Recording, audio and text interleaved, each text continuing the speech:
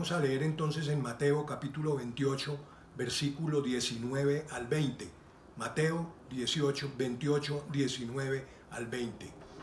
Por tanto, vayan y hagan discípulos por todas las naciones, bautizándolos en el nombre del Padre y del Hijo y del Espíritu Santo, enseñándoles a obedecer todo lo que les he mandado a ustedes, y les aseguro que estaré con ustedes hasta el fin del mundo. Imagínense esa promesa tan linda de lo que es además un ordenamiento de parte de Dios de lo que es el bautismo. Nos dice vayan y hagan. Esa es una orden que nos da ese Dios en el cual creemos. Y uno de los propósitos de este discipulado es tratar entonces este tema con el cual comenzamos y leemos en libros aquellos que se encargan de decir qué es lo que significa las palabras en el idioma en el cual se escribió la Biblia, ¿no es cierto? Y por ejemplo, entonces tenemos que la palabra bautismo viene de la palabra griega baptizar, que quiere decir sumergir. Y entonces con ese concepto claro de lo que es la palabra, lo que significa que decimos sumergir, tenemos que eliminar de nuestra mente, porque Dios lo pondrá en nuestro corazón a medida que vayamos, como lo estamos haciendo, creciendo en su doctrina, ciertas cosas que tienen que tener una claridad meridiana y que podemos tener un poco de confusión. Y entonces vamos a ponernos en ese tiempo.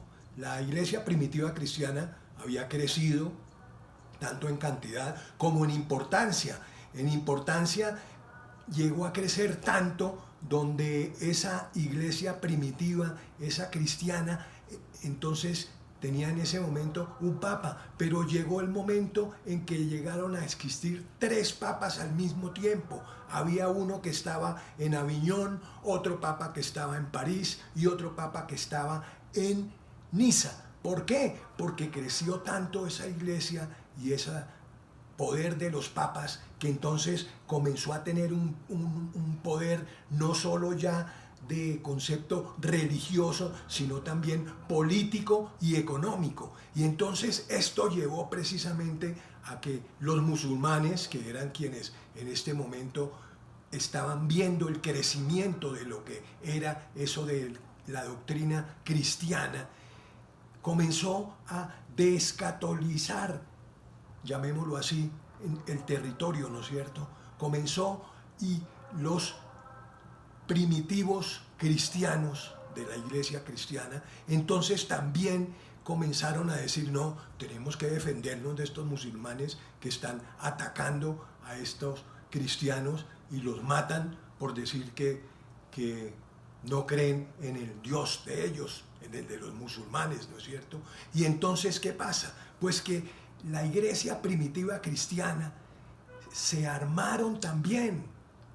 Usted sabe que una guerra necesita no solo armas físicas, sino también las armas morales, y necesita tener una idea clara de a quién se está persiguiendo. Y entonces esa iglesia primitiva cristiana también entró en esa guerra, ¿no es cierto? Y es lo que cuando hemos estudiado por allá la prehistoria, la historia primitiva nuestra también, entonces comenzamos y oímos hablar de lo que son aquellas guerras que llamamos las guerras santas o las cruzadas. Las recuerdan, ¿no es cierto? Ayer en la prehistoria cuando estudiamos eso, ¿no es cierto?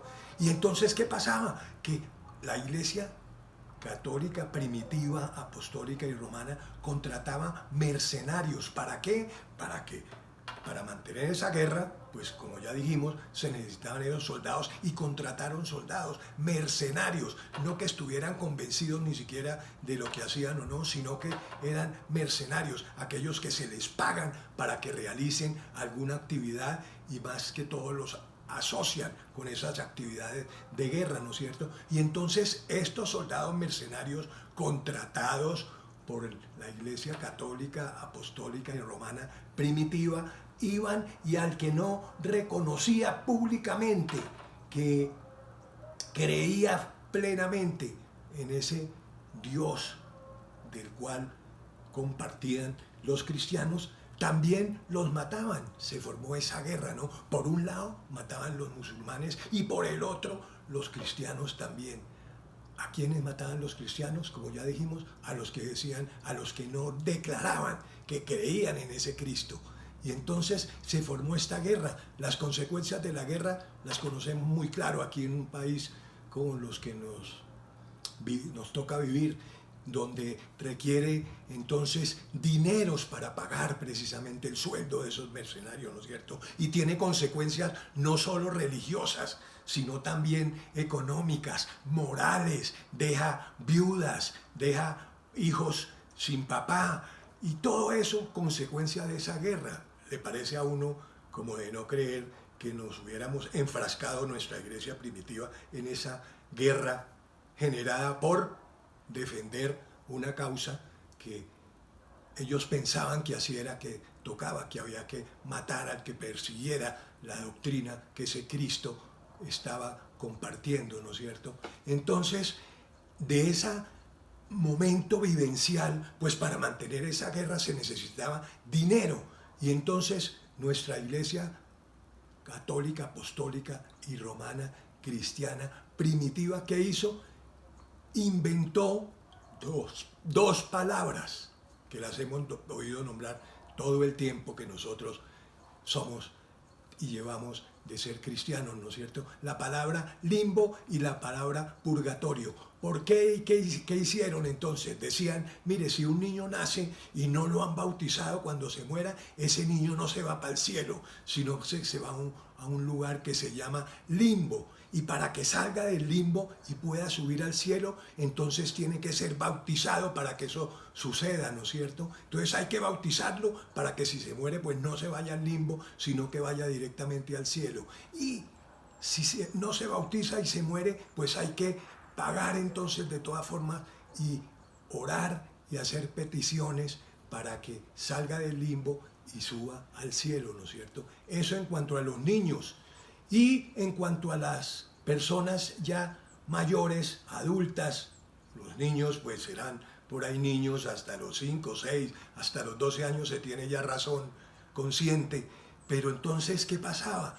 Pues a los adultos también, para conseguir dinero, inventaron la palabra purgatorio. Se murió su papá, ay sí, el papá se murió y él no alcanzó, no conoció ni recibió al Señor nunca en su corazón, ni vivía una vida así como de acuerdo a lo que hemos leído y hemos aprendido en este tiempo que hemos crecido como hijos de ese papá en una vida relativamente ordenada. Y entonces le decían también, no se preocupe, él no se fue para el cielo, por eso que usted está diciendo, pero entonces está en el purgatorio. Y para que salga del purgatorio hay que pagar también por unas indulgencias y unas misas. Usted tiene que mandarle a decir misas para que ese Dios vea entonces y diga si ya mandaron a decir suficientes misas por este personaje, y entonces sale del purgatorio, fulanito de tal sale del purgatorio y usted ya va para el cielo. Y entonces así financiaron esas guerras santas o cruzadas en ese tiempo de la antigüedad, ¿no es cierto? Y la palabra limbo y purgatorio pues la utilizaron como medio de recursos económicos para mantener esa guerra, pero bíblicamente la palabra limbo y la palabra purgatorio no existe, ya gracias a Dios en este siglo XXI que ya estamos viviendo. La misma iglesia cristiana a través de unos de los últimos papas reconocieron y dijeron no, eso de la palabra limbo y el purgatorio no está, es el cielo. Y entonces ya han reevaluado esa invención, pero teníamos que tener claro de dónde salieron esos conceptos de limbo y de purgatorio. En cuanto a el limbo con los niños, tenemos una claridad, precisamente contrario a lo que utilizaron para formar y crear esa palabra limbo, pues en la Biblia, por el contrario, dice que llegaban los niños donde estaba Jesús y los apóstoles, oiga, no, mire que ese peladito va a venir aquí como a incomodar al Señor, y el Señor está en la Biblia, que dijo, dejad que los niños vengan a mí, porque de ellos es el reino de los cielos. Y entonces también decía en otra porción bíblica que dice, el que no se haga como un niño y no sea como un niño no entrará en el reino de los cielos. Entonces entendemos por el contrario el concepto real, cristiano, bíblico de lo que sucede cuando un niño se muere recién nacido o de unos meses y no alcanza a ser bautizado. Se va derechito para el cielo, porque Dios lo estableció así. Entonces nosotros los cristianos evangélicos no creemos, porque no es bíblico, en el bautizo de los niños, porque la palabra de Dios también lo enseña, ¿no es cierto? Ya veremos unos versículos que avalan eso. Pero ¿qué pasa? Porque una de las palabras claves en lo que tiene que saber una persona cuando va a ser bautizado es que tenga conciencia. ¿Por qué? Porque mire lo que leemos en la Biblia, ¿no es cierto? Dice que todo el que crea y sea bautizado. Y un niño recién nacido, pues dígame, ¿en qué cree? Uno para creer necesita tener ya una conciencia que ha crecido con uno, no solo cronológicamente, sino vivencialmente y espiritualmente. Y entonces esa persona, para creer, ya tiene que tener la conciencia de la claridad y entonces cree lo que ha escuchado o lo que ha leído o lo que le han compartido, ¿no es cierto? Y entonces por eso no creemos en el bautismo de recién nacidos, de infantes. Y además Dios mismo, hecho hombre, Jesús, nos enseñó con su propia vida. Dice la palabra de Dios, y eso lo encontramos en Lucas capítulo 3, versículo del 21 al 23, que dice, Jesús tenía unos 30 años cuando comenzó su ministerio. Cuando lo bautizó Juan el Bautista, Jesús tenía unos 30 años cuando eso sucedió. El mismo Jesús, ¿no es cierto? Entonces de ahí, y por eso que hemos conversado y compartido en este momento, no creemos en el bautismo de los niños así de pequeños. ¿Qué hacemos? Sí, se presentan ante la iglesia, el papá, la mamá dice, mire, aquí Dios me regaló este niño, esta niña, y lo ponemos delante de Dios para que Dios lo proteja, lo guíe en tanto al papá como a la mamá, como a ese mismo niño lo cuide, para que cuando tenga esa capacidad ya para ser bautizado, nosotros bautizamos los niños a partir que han crecido a una edad por ahí de 11, 12 años, ¿no es cierto? ¿Por qué? Porque ese niño, como hablábamos ahora, ya es consciente de lo que va a hacer, ¿no es cierto? Antes llevaban el niño, uno que leemos en la Biblia como comenzamos, ¿no es cierto?, que es sumergir, ¿no es cierto?, lo sumergen en agua, no le echan la chocorralita de agua con una totumadita en la cabeza, no, dice sumergir, ¿no es cierto? Entonces, para bautizar, usted no puede sumergir o no debe por lo menos hacerlo un niño de 2 meses, ¿no es cierto?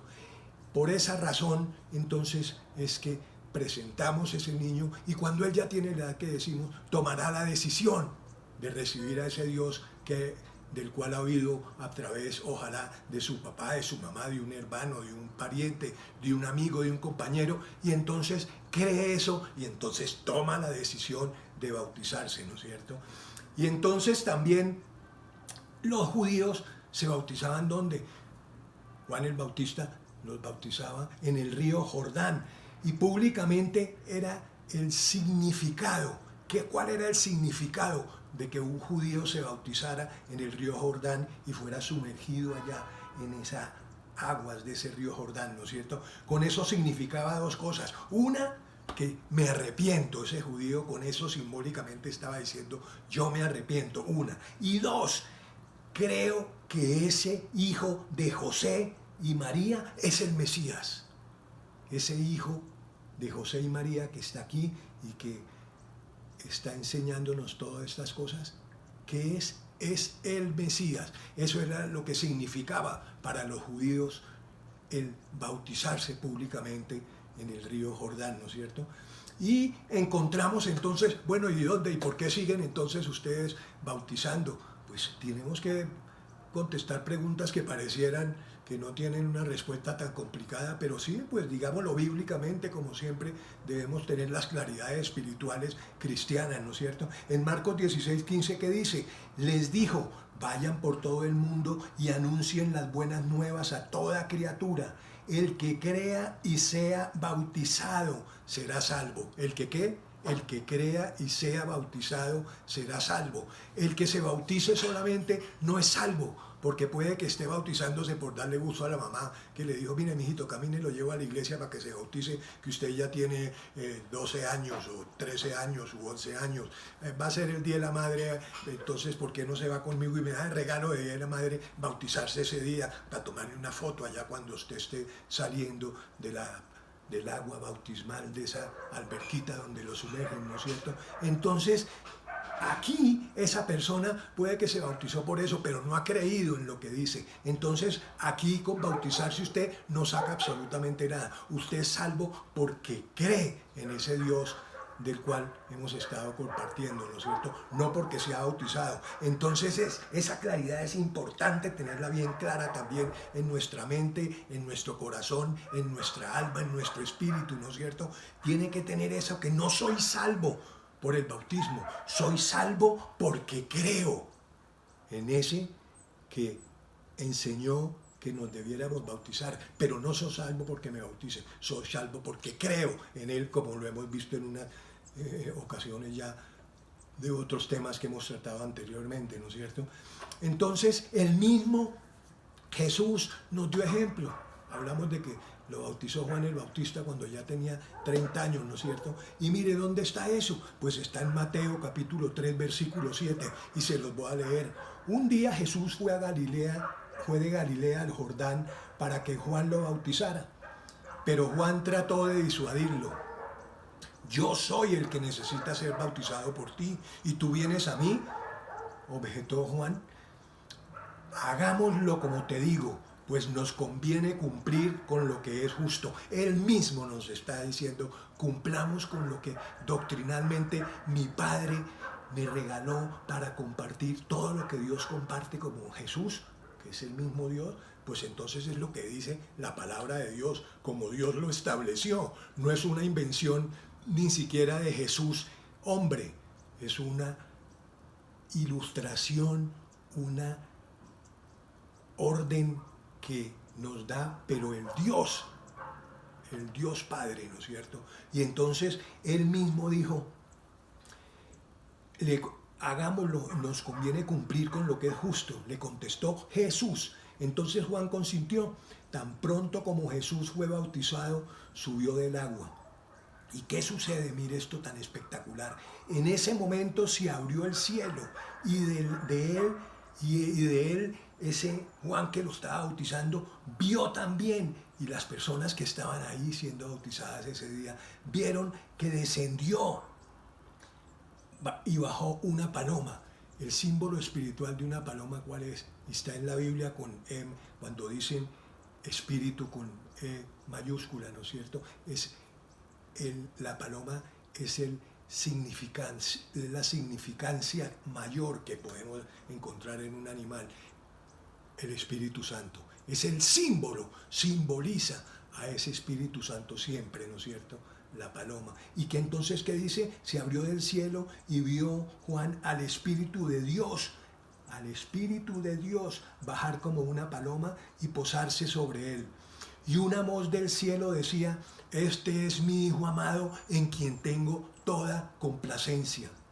Estoy muy complacido con él, decía específicamente, ¿no es cierto? ¿Qué encontramos aquí? Mire qué cosa tan espectacular, el privilegio tan grande que tuvo Juan el Bautista, que estaba realizando esos bautismos a los que están ahí, pero todas las personas que estaban ahí en ese momento, ¿no es cierto? La Trinidad, estaba el Padre, este es mi Hijo amado en quien tengo toda complacencia. Vieron que el Espíritu de Dios bajó en forma como una paloma y se posó sobre la cabeza de Jesús, y pues estaba Jesús, Dios hecho hombre, ¿no es cierto? Padre, Hijo y Espíritu Santo, tres personas distintas y un solo Dios verdadero. La Trinidad se manifestó y lo vieron todas las personas que tuvieron el privilegio de estar en ese momento, en esa situación. Ahora entonces que tenemos estas nuevas cosas que hemos visto, que Dios las enseña en su palabra, vamos a ver otras palabras que Dios quiere que tengamos claras. Y una de ellas está en Romanos capítulo 6, versículo del 1 al 5. Romanos capítulo 6, versículo 1 al 5 dice: ¿qué concluiremos? ¿Vamos a persistir en el pecado para que la gracia abunde?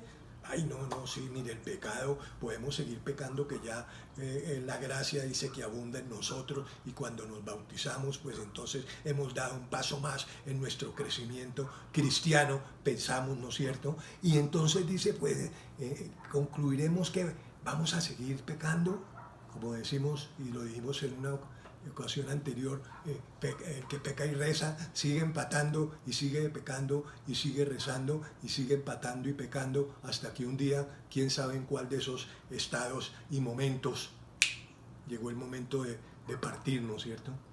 De ninguna manera. Nosotros que hemos muerto al pecado, ¿cómo podemos seguir viviendo en él?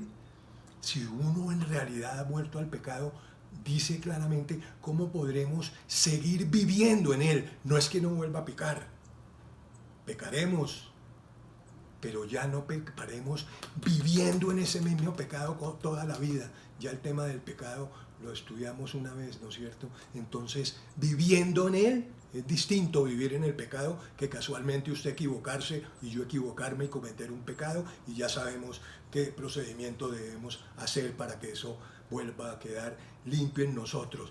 Una palabra muy clara, ¿no es cierto? Arrepentimiento, lo que es el arrepentimiento. ¿Acaso no saben ustedes que todos los que fuimos bautizados para unirnos con Cristo Jesús, en realidad fuimos bautizados para participar en su muerte? Me está dando una ilustración de lo que es el pecado y ahora me habla de muerte. Pues sabe que cuando nos bautizamos, dice la Biblia, acabamos de leer hace dos frases, que tenemos que morir al pecado, ¿no es cierto?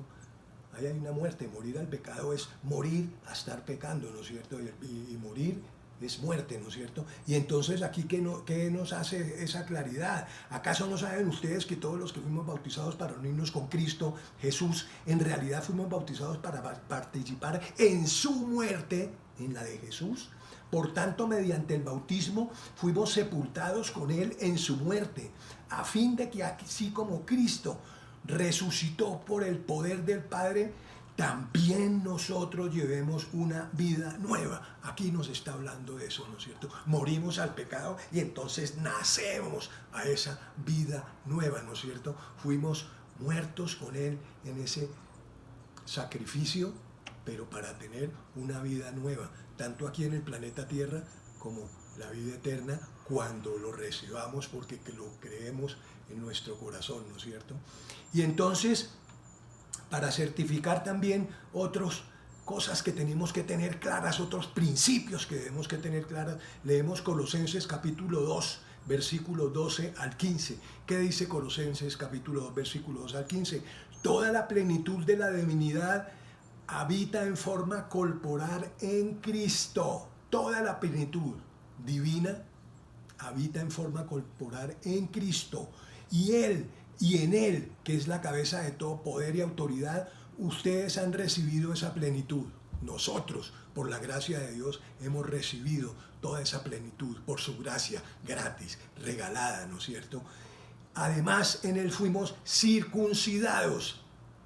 Oyen hablar de la circuncisión también, ¿no? En el Antiguo Testamento se circuncidaban para simbolizar que eran muertos a ese pecado y botaban ese pedazo de carne finalmente para significar que ese sacerdote que los había circuncidado física y manualmente los había llevado ¿a qué? A decir, yo voy a seguir renunciando al pecado al cual lo saco. Y entonces aquí dice, además en él fuimos circuncidados, no por mano humana. sino con la circuncisión que consiste en despojarse del cuerpo pecaminoso. Ya no es, leemos cuándo comenzó esto del Nuevo Testamento y por qué, y tenemos esa claridad, ¿no? Que ya no habrá que sacrificios de seguir cortando pedazos del cuerpo para significar algo, no. Ya aquí habla, dice que fuimos circuncidados no por mano humana, sino que con la circuncisión que consiste como regalo de Dios, por la gracia de Dios, de despojarnos de ese cuerpo pecaminoso, ¿no es cierto?, que se llama pecado. Esta circuncisión la efectuó Cristo, lo estábamos diciendo y aquí lo dice la palabra de Dios. Ustedes la recibieron a ser sepultados con Él en el bautismo. Acabamos de leer el otro versículo, ¿no es cierto? Fuimos sepultados con Él en el bautismo. En Él también fueron resucitados, fuimos resucitados mediante la fe en el poder de Dios, quien lo resucitó de entre los muertos. Oímos mucho, ¿no es cierto? Y esa fuerza y ese poder que resucitó a Jesús de entre los muertos, pues aquí nos está diciendo también que como nosotros morimos significativa y espiritualmente a nuestro pecado, cuando crecemos como cristianos, entonces mediante la fe que tenemos en creer en ese Dios que nos muestra y nos enseña todo esto que estamos leyendo, entonces también resucitaremos con Él dentro de los muertos, como Él lo promete, ¿no es cierto? El viejo hombre queda en el agua. Simbólicamente, el viejo hombre que entra al salir de esa agua, sale limpio, ¿no es cierto? Sale limpio porque en mental, emocional y espiritualmente el pecado está en él ya con la claridad que tiene que ser despojado y que va a morir de ahí en adelante a vivir en el pecado. Dice, los cuales no son engendrados, mas a los que recibieron. ¿Quién dice eso? Entonces, la palabra de Dios. Tenemos que tener entonces esa claridad, que al pecador el bautismo no limpia el pecado, no lo limpia. Estamos hablando simbólicamente de lo que significa, pero el que limpia el pecado fue aquella sangre que derramó ese Dios hecho hombre, Jesús, y que murió y derramó toda su sangre. Ese líquido, no el pecado, no esta agua de la que hablamos del río Jordán, sino la realidad. El pecado es borrado y limpiado por la sangre de Cristo. ¿Por qué? Porque así lo estableció Dios y por eso fue que envió a su Hijo a que muriera y derramara toda su sangre para borrar y perdonar todos nuestros pecados, ¿no es cierto? Entonces, ojo con esa claridad también. Y en Juan capítulo 1, del versículo 12 al 13, ¿qué dice? Como comenzamos, ¿no? Para que nos quede claro, ya que estamos terminando este tema. Dice, mas a todos los que lo recibieron, a los que creen en su nombre, les dio potestad de ser, ¿qué? Hijos de Dios. Tenemos ya mucha claridad de lo que es ser hijo de Dios y por qué somos hijos de Dios, ¿no es cierto? Entonces le dio la potestad de ser hijos de Dios, los cuales no son engendrados de sangre, ni de voluntad de carne, ni de voluntad de algún varón, no, son en la voluntad de Dios. En Dios estaba desde antes de que naciéramos aquí en el planeta Tierra, desde que estamos allá engendrados en la matriz de nuestra mamá, allá estaba ese Dios diciendo, este va a ser un hijo mío, porque Dios, acuérdese que Él, la omnisciencia, ¿no? Todo lo sabe. Entonces tenemos que tener esa claridad para que, y Juan 3:15, para que todo el que crea y sea bautizado en Él tenga vida eterna. Ya hicimos la claridad que dice crea, pero ella se ha bautizado, porque el que se bautiza tiene que creer lo que está haciendo y por eso lo hace cuando tiene determinada edad. El bautismo no salva. El que salva tiene un solo nombre y es por su gracia, por su amor y su misericordia, y es Dios. Y este es Dios hecho hombre, Jesús. Entonces, quien nos enseñó el simbolismo de lo que es el bautismo para que lo quedamos y lo tengamos bien claro. Dios no tiene nietos, son personales, decisiones unipersonales y voluntarias. Mi mamá puede ser una tenaz y una hija de Dios y una cristiana, su mamá o la de cualquiera de nosotros, pero usted no se salva ni va al cielo porque su mamá es cristiana. Se salva porque usted creyó en eso y recibió a ese Dios, y como cree, entonces hace caso a lo que Él dice que debemos hacer, y aquí nos ha enseñado qué es entonces lo que es el bautismo y lo que es la realidad que tenemos que tener para cuando en esto que estamos haciendo, recorriendo temas como lo que hemos visto todavía hasta hoy, ¿significa algo? Pues significa que debemos morir a vivir en pecado. Y como símbolo de eso, ya no vamos al Jordán. Hay unos que se han ido hasta el Jordán porque el río Jordán pues existe y se bautizan allá, ¿no? Qué chévere los que lo han podido hacer. Y hay otros que ya se han bautizado y alguna vez que van allá vuelven y se sumergen en el río Jordán y hacen recordando las cosas, ¿no es cierto? Pero la finalidad de todos estos temas que hemos estado recorriendo en este tiempo, pues se trata de eso, de que en realidad sí creemos. Por algo ustedes están aquí en ese momento mirando una cámara, mirando un video, oyendo a una persona, estos temas que hemos tratado. Si usted hoy eso lo ha movido pues tome la decisión y bautícese. ¿Por qué? Porque Dios estableció que así lo debíamos hacer, ¿no es cierto? Y les voy a dejar como tarea para que lo hagan hoy en su casa o en estos días. Léanse, por favor, en Hechos capítulo 8, versículo 26 al 38. Hechos capítulo 8, versículo 16 al 38. ¿Cómo se llama ese capítulo? Esos temas que le digo ahí, se llama Felipe y el etíope. Léanselo y un día que nos veamos y nos encontremos, comentaremos también específicamente, pero hagan ustedes eso que le queda como una recomendación.